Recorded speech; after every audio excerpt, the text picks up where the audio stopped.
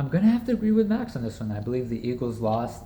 Now, you guys are going to have to grade me on a more difficult curve because I'm not going to use any of Max's points, and my Blazer game is a lot stronger than his is. But we're going to have to defer to Stephen A on that one.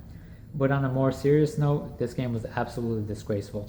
In all aspects of the game, there was no discipline. On special teams, Jalen Mills needs to be watching the punter to make sure he doesn't break free. That never happened, and the Cowboys were able to gain momentum off of that. Jalen Mills loves the Eagles enough to dye his hair green, but not enough to watch the punter. On the offensive side of the ball, Carson Wentz was moving the chains, getting close to getting Caleb Sturgis, who was playing very well at that time, in the right field position. DGB has the offensive pass interference penalty. That can't happen. And a lot of people in the media, including Max, are harping on this Darren Sproles play. The play might have actually worked if Jason Kelce would have taken his assignment and blocked Sean Lee. Instead, Sean Lee was able to break through and tackle Darren Sproles for a loss. If you could get Darren Sproles out into the open field, you know how dangerous he is. Anything can happen.